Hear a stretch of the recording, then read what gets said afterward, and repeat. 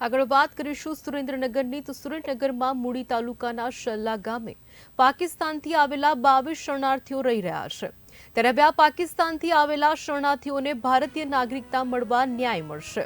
મૂડી તાલુકાના શલ્લા ગામે છેલ્લા 25 વર્ષથી વેરશીભાઈ જેમલભાઈ સોલંકી તેમના 3 ભાઈઓના પરિવાર સાથે વસવાટ કરે છે।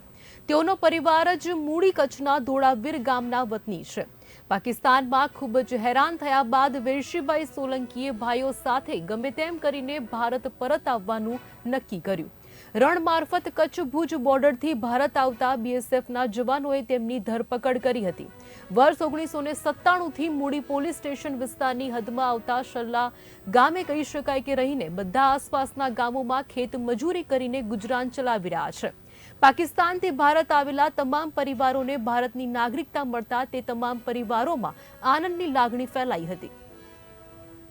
પાકિસ્તાનથી અમે આવેલા છીએ 24 જણા। અમે ખૂબ જ અમને ત્રાસ હતો, ત્રાસના લીધે અમે ભારતની અંદર અમે આવતા રહેલા છીએ।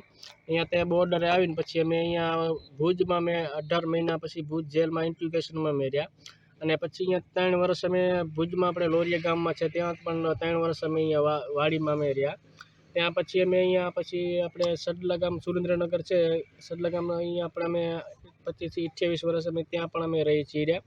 અમારા બાળકો જે નાના નાના છે તે નિશાળે જાય તે પણ અમને એવું લાગે સાહેબ મળે નિશાળમાં જઈને ભણે કાંક સુખી થાય તે પણ અમને સહાયતા મળે તેમાં અમે એમ થાય કે સારું લાગે। પછી એવું આવ્યા પછી અમને એવું લાગે છે કે નરેન્દ્ર મોદી સાહેબ અને અમિત શાહ સાહેબ પણ અમને હવે એવું લાગે છે કે હવે અમને નાગરિકતા મળી જશે। એમાં ખૂબ અમને આનંદ થાય છે।